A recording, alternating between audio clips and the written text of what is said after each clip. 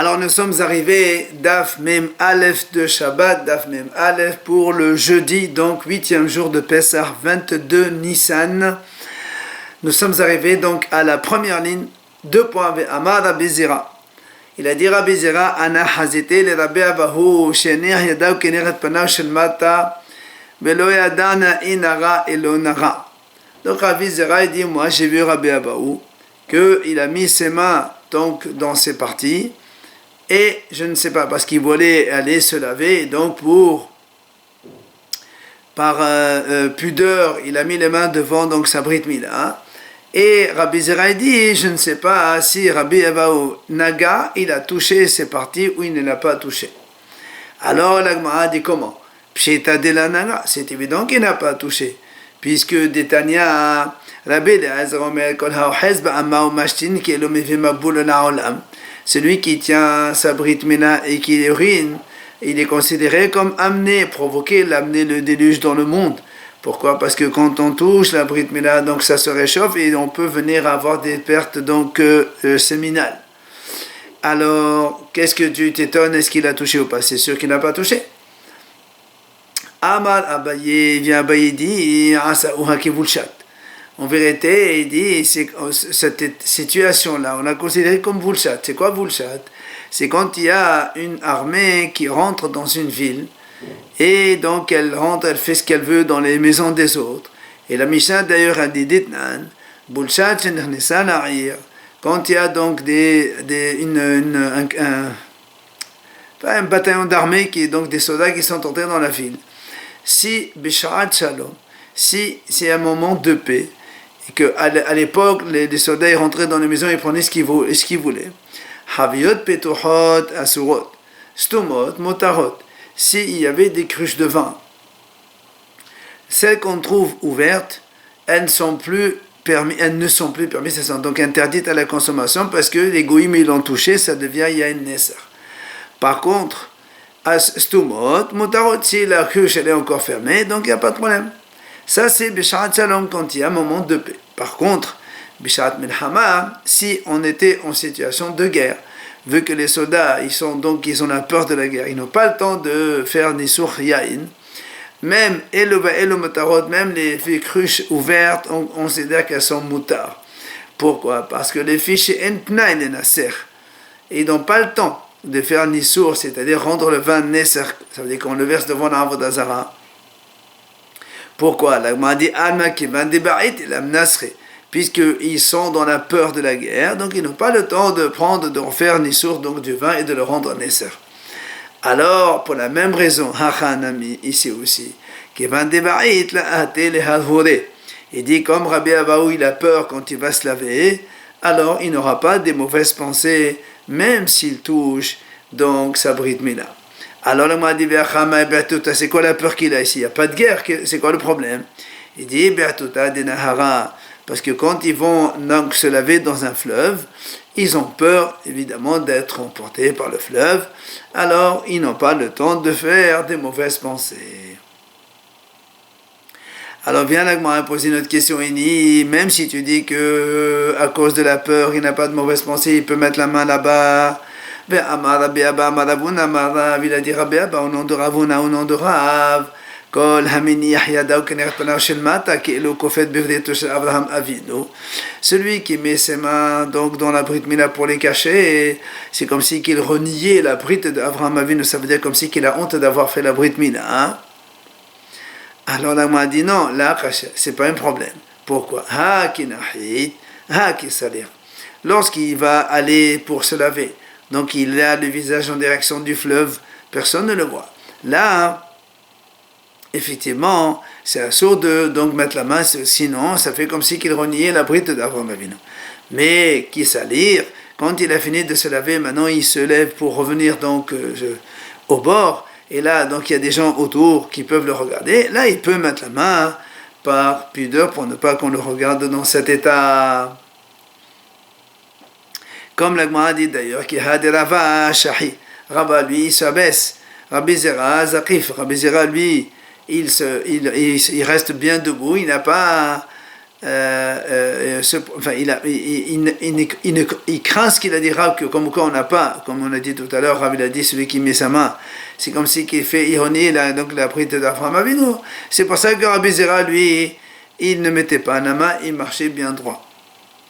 Rabbanan dit Ravashi, Hachamim dans la yeshiva de Ravashi, qui fait, qui donc quand ils descendaient vers le fleuve, donc ils descendaient en position debout, donc ils n'ont pas honte, parce qu'il n'y a personne qui les regarde, mais par contre, et quand ils reviennent du fleuve pour revenir donc au bord et se rhabiller, là, Shahi se rabaisse pour essayer un petit peu de couvrir leur Brit Mila. Et la Gemara nous raconte Rabbi Zira, Hawa Kamishtamit Midrav Yehuda. La Gemara raconte que Rabbi Zira, il était en train de s'échapper, de éviter Rav Yehuda. Pourquoi il l'évitait? Parce que Rabbi Zira il voulait monter en Israël. Et pourquoi il évitait Rav Yehuda? Parce que Amar Rav Yehuda lui disait Kol ha'olem me Bavel el Israël envers Ba'aseh. Tout celui qui monte de Bavel en Israël, il transgresse un commandement positif qui est, comme c'est marqué dans le passage chez Nehemar, Bavel ayova ou Vesham yihyu. À Bavel, ils seront amenés, ils resteront là-bas. Donc pour lui, Rav Yehuda, tous ceux qui ont été exilés à Bavel n'ont pas le droit de remonter en Israël. Donc Rabbi Zera, qui voulait lui monter en Israël, parce que lui, il pensait que ce passage-là s'adressait uniquement aux ustensiles du Beth Amikdash et pas au Bnei Israël, il voulait monter, il avait peur que Rav Yehuda lui dise ne pas le faire. Et avant d'aller, Amar, il a dit, Ezil v'eshma mene milta, je vais écouter un dernier enseignement de Rav Yehuda, après je monte en Israël. Azal, Bevani. Il est allé donc, et il a trouvé que Rav Yehuda se trouvait dans le bain. Et dans le bain, il a dit à son serviteur,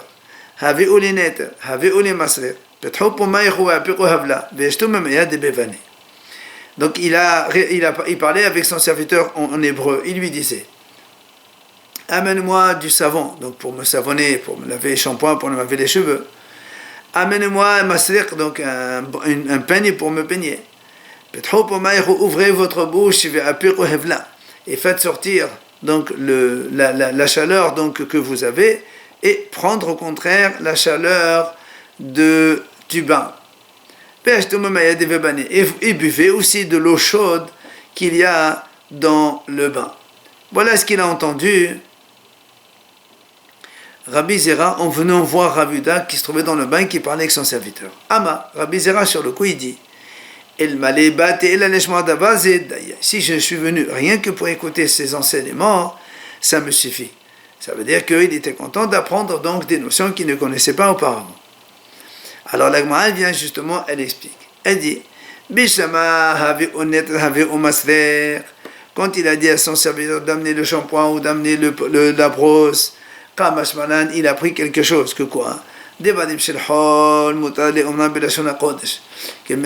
C'est-à-dire qu'on a le droit de parler en hébreu, en Lashon HaKodesh dans le bain, quand on dit des choses de hol, comme ici, amène-moi le savon, amène-moi donc le peigne, c'est des choses hol.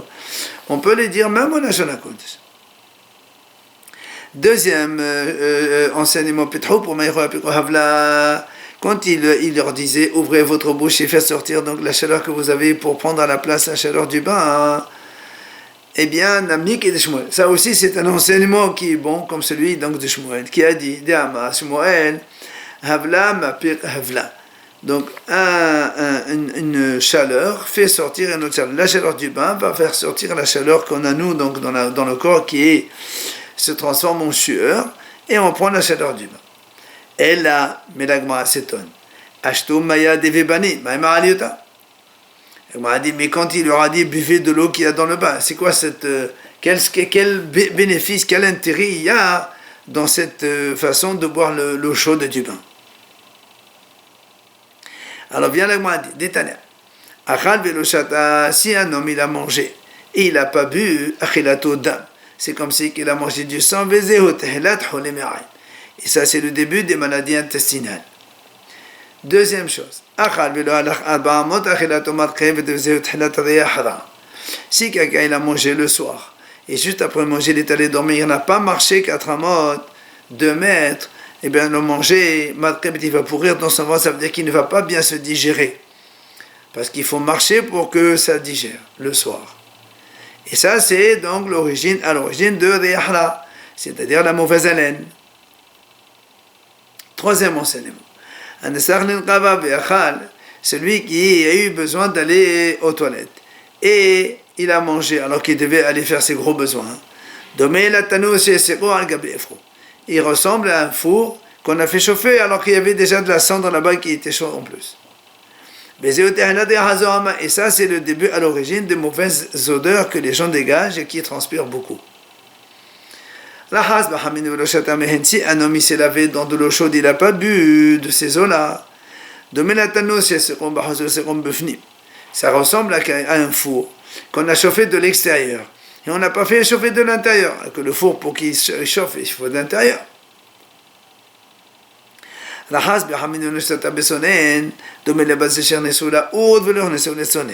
Si un homme il s'est donc lavé avec de l'eau chaude et à la fin de son bain il sépare un sec de l'eau froide, il est comparable à du métal qu'on a chauffé avec le feu et qu'après on n'a pas mis dans l'eau froide. Or on sait très bien que le métal il se consolide en le mettant dans l'eau froide après la chaleur. Enfin, la has velosar. Si un homme il s'est lavé et après il ne s'est pas enduit. À l'époque, ils avaient cette habitude de s'enduire donc de crème et d'huile après le bain. Domé la c'est comme si quelqu'un il a versé de l'eau au-dessus d'une cruche. Au lieu de verser dans la cruche elle-même, il a versé de l'eau sur donc la cruche, sur les bords et les parois de la cruche à l'extérieur. Matitin, nouvelle Mishnah. La Mishnah dit Moliad Hagarouf, Shoten Hemeno Bishabat, Antichi, Afalpi Shigerofa, En Shoten Hemena. Donc la Mishnah nous enseigne ici Moliad Hagarouf. Moliad Hagarouf, la Gemara va expliquer, c'est comme une sorte de bouilloire, mais il y a à l'extérieur une sorte de petite cuvette comme ça collée à la bouilloire, dans laquelle là-bas on mettait les braises. Donc ça c'est là-bas à l'origine de la chaleur pour chauffer l'eau qui est à l'intérieur. Et donc il dit la Mishnah, si on a donc cette bouilloire, et donc avant Shabbat on a enlevé donc toutes les braises qu'il y avait dans cette petite cuvette qui est collée à l'extérieur, on a le droit de boire de cela le Shabbat, même si donc évidemment, elle est chaude grâce aux parois chauffées par ces braises-là. Mais un tiré, on va voir dans la Gemara donc les deux versions, qu'est-ce que c'est un tiré, même si elle est groufa, même si on a enlevé les braises, maintenant on n'a pas le droit de boire de celle-là Shabbat. Alors la Gemara explique justement, qu'est-ce qu'on appelle Mouliar Hagarouf? Tana, la Gemara dit, Ma'im bifnim, comment on a expliqué? À l'intérieur de la bouilloire, il y a de l'eau. Et à l'extérieur, tu as donc une sorte de cuvette qui prennent plein de braises, et c'est ça qui permet de chauffer l'eau à l'intérieur de la bouilloire. Antiri, alors c'est quoi Antiri maintenant? Donc, on donne ici deux versions. Rabba Amad Bekeri, Rabba Nachman Bar Yitzchak Amad Bedoudi. Et dit, donc on a ici deux versions. Rabba dit Bekeri. Bekeri, c'est comme si qu'il y avait en fait, c'est une bouilloire coupée comme ça à la verticale. Dans une partie, il y a les braises, et de l'autre partie, il y a l'eau chaude. Effectivement, les braises, elles chauffent l'eau chaude. Évidemment, là, la chaleur, elle est beaucoup plus forte, puisque tout est contenu dans la bouilloire. Et Rav Nachman Badachar dit Bedoudi, c'est-à-dire c'est dans le sens horizontal, c'est-à-dire la bouilloire, elle a deux niveaux. En bas, il y a les braises qui permettent de chauffer donc l'eau qu'il y a au-dessus. Ça s'appelle donc, selon Rav Nachman, mais ça, c'est ça la intérêt. Alors, Mande Amad Bedoudi, celui qui a dit qu'on n'a pas le droit de boire quand c'est en bas, en dessous, les braises et au-dessus l'eau, a fortiori, quand ils sont à côté de l'autre, parce que quand ils sont à côté de l'autre, c'est beaucoup plus chaud. Et donc, ça s'appelle Moussif Haval pendant Shabbat, et c'est donc interdit. Mande Amad Bekeri, celui qui a dit Bekeri, c'est ça, on dirait on n'a pas le droit de boire, parce que quand c'est vertical, donc un à côté de l'autre, il reconnaît que Aval Bedodi là, mais si c'est un en dessous de l'autre, c'est permis selon lui. Tanya Kebate de Rav Nachman. Il dit, la Breta, elle est comme Rav Nachman, comme quoi c'est un en dessous de l'autre. Il dit, Antiri afal pisik de l'ofar Thomas, même si donc on a enlevé les braises et on a étouffé avec la cendre. En shotin hebenna, on ne boit pas de celle-là. Pourquoi? Parce que la nchoshet, c'est le cuivre donc de la matière dans laquelle il est fait cette bouilloire. Donc ça lui permet de la réchauffer et ça reste très chaud. C'est un petit peu là le Rachid dit que le mot nehoshta c'est la chose shulaim, c'est-à-dire le fond donc de la bouilloire. C'est pour ça que ça soutient Rav Nachman qui a dit que les braises se trouvent en bas et l'eau elle est au-dessus. Matnitin, une nouvelle Mishnah. Hameham shepinahu lo yiten le tochot sonen bishvil sheham. La Mishnah dit comme ça, quand on a une bouilloire sur le feu, et quand on a enlevé la bouilloire du feu, la Mishnah a dit, tu n'as pas le droit de mettre de l'eau froide pour qu'il se réchauffe. On va expliquer dans la Gemara. Aval, noten hu le tochot. Mais on peut mettre à l'intérieur. C'est pour ça que c'est incompréhensible. D'abord, tu me dis, on ne met pas de l'eau froide à l'intérieur. Maintenant, tu me dis, on peut mettre à l'intérieur. Ou les tochakos, ou bien dans un verre, pour tiédir donc l'eau. Justement, là, on m'a dit, c'est quoi? On ne comprend pas. D'abord, tu me dis, quand il y a une bouilloire que tu as enlevée, tu ne mets pas de l'eau froide. Après, tu me dis, oui, tu peux mettre à l'intérieur. Je ne comprends pas. Amar Ravada, maintenant, il vient Ravada, il explique, il dit, voilà comment on comprend la Mishnah.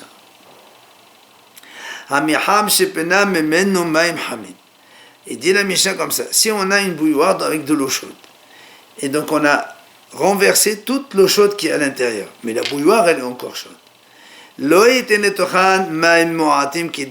Tu n'as pas le droit de mettre un peu d'eau froide, comme la bouilloire elle est trop chaude, ils vont évidemment réchauffer le peu d'eau.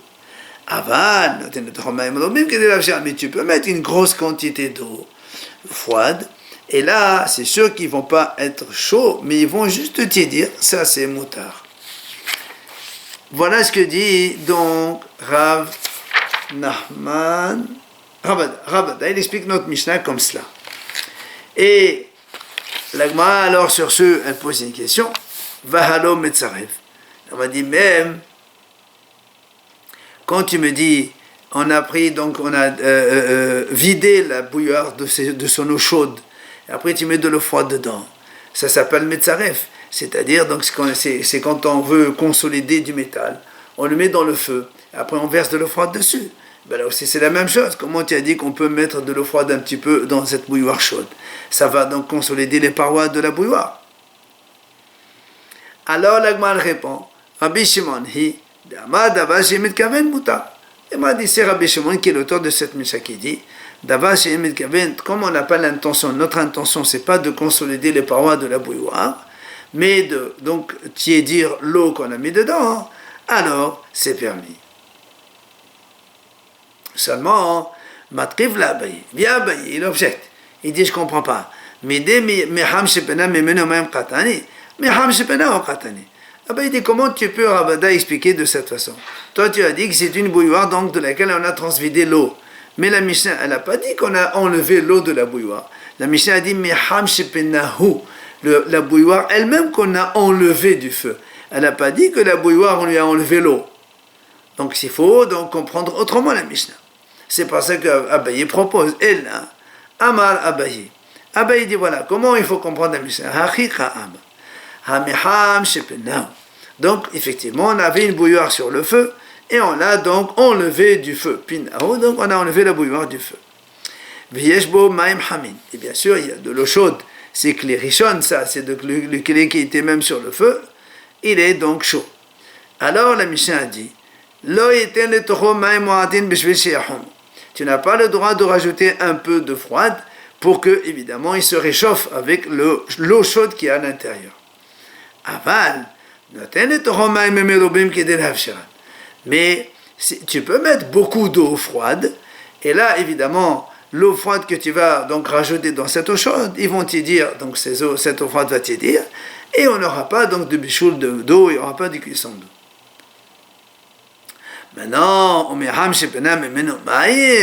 Et si maintenant tu as une bouilloire que tu as transvidée, que tu as vidé toute l'eau qu'elle avait, là dans ce cas-là, l'eau tu n'as pas le droit du tout de mettre dans kol eka du tout. Pourquoi? Et donc, parce que si on met donc de l'eau froide dans une bouilloire vidée, mais que la bouilloire elle est encore chaude, et bien ça va consolider les parois, c'est ce qu'on appelle metzarev. Et même si ce n'est pas notre intention, c'est Rabbi Yehuda qui est l'auteur qui a dit Davar Shemet Kaven Asu. Amarav, il vient à Rav, il dit Loshanu, quand est-ce qu'on a dit que c'est mutar et la lehafshir? Seulement quand tu vas donc tiédir l'eau. Aval les saref. Mais si tu as l'intention de consolider les parois de la bouilloire en mettant de l'eau froide dedans, c'est sûr que c'est assaut. Shmuel Amar a fait le saref la mutar.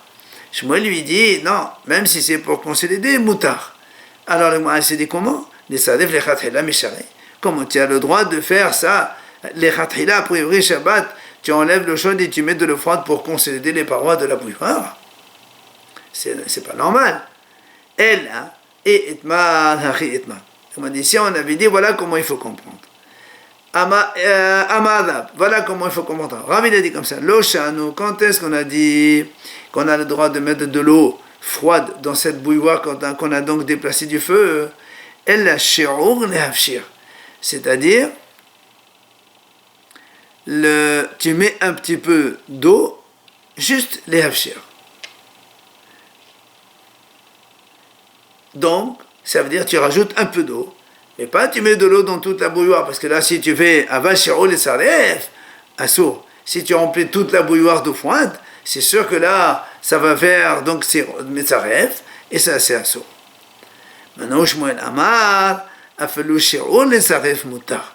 Shmuel dit lui, non, même si tu remplis shiro, tu remplis la bouilloire complètement, c'est permis, parce que ton intention, comme on a dit la kavana, c'est pas donc ta kavana, ton intention, c'est pas pour venir donc consolider la parole de la bouilloire, mais pour tiédir de l'eau. Alors ça, c'est mutar, selon Shmuel. Alors là, moi, dit comment? Est-ce qu'on va déduire de là les mêmes de Shmuel que Rabbi Shimon svirale? Tu vas me dire que Shmuel, il pense comme Rabbi Shimon, comme quoi Davar Shemet Kaven mutar. Pourtant, on a vu le contraire. Comment? Vers Amad Shmuel. Shmuel, il a dit Mechabin gahelet shel matechet b'shut arabim b'shvil shelo yezok u'barabim. Shmuel dit comme ça. Si on a une braise chaude en métal dans la rue, Shabbat, tu as le droit de l'éteindre pour ne pas que les gens se brûlent en marchant à côté. Et il y a du monde qui passe, des passants, ils peuvent donc se brûler avec ça. Tu as le droit de l'éteindre Shabbat. Or, nous savons que éteindre du métal, c'est un travail midrabanan, c'est pas Menatora. Parce que Menatora, pour que l'éteindre soit hayav, il faut que ce soit des braises, donc on éteint pour faire des charbons ou bien pour arranger une mèche. Mais là, comme c'est du métal que tu mets de l'eau, tu refroidis, donc tu éteins, c'est midrabanan. Et comme il y a Hezer de Rabim, il y a ici donc risque de blessure, sakana pour la collectivité, alors les Chachamim autorisent. Mais Shmuel continue et dit Aval, lo gahel tzelaetz. Mais si c'est une braise de bois, tu n'as pas le droit de l'éteindre. Parce que, effectivement, quand on éteint du bois, ça fait du charbon et c'est hayab min Torah à l'extinction. Et donc, même pour les airs des rabbim, tu n'as pas le droit. Ah, la Gemara s'étonne, quand à dire Sabana Kadabi Shimon, Afalo Nami. Mais si tu dis que Shmuel il pense comme Rabbi Shimon que Davar Shemet Kaven mutar, alors là aussi, lui son intention c'est pas d'éteindre la bûche de bois qui est donc chaude, c'est pour justement éviter que les gens se blessent. Alors dans ces cas-là, ça devrait être permis. Pourquoi alors Shmuel il a interdit la braise de bois, hein? Alors la Gemara dit Davar Shemet Kaven ça va là que Rabbi Shimon. Effectivement, Shmuel, dans la notion de Davar Shemet Kaven, c'est-à-dire une chose dont il n'a pas l'intention, il pense effectivement, comme Rabbi Shimon, que c'est mutar. Par contre, ça va, là que Rabbi Yehuda.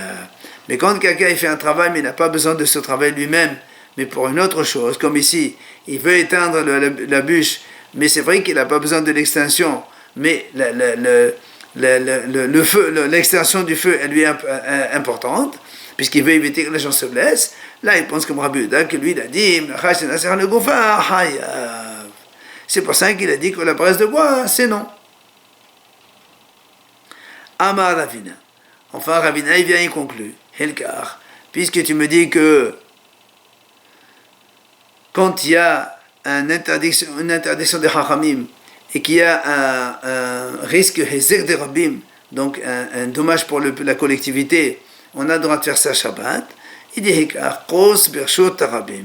Si tu as des ronces qui se trouvent dans la rue et qui peuvent blesser les passants, comment tu fais pour les déplacer Shabbat? Étant donné que quand on déplace moins de 4 amot, c'est uniquement interdiction des Hachamim, alors comme là il y a Hezekha des Rabim, tu as le droit de transgresser l'interdiction des Hachamim, mais tu déplaces donc ces ronces-là moins de 4 amot dans leur Shot Rabim. Maintenant, ouf, carmélite, mais si c'était une carmélite, que déjà la carmélite, l'intention de déplacer là-dedans, c'est que des Hachamim, tu peux donc le déplacer d'un trait, d'un endroit à un autre, même si c'est plus que 4 amot, il n'y a aucun problème, c'est des Rabbanan. Et quand il y a le hezek des Rabbim, donc le risque de blessure pour la collectivité, alors c'est mota lo gazro hachamim.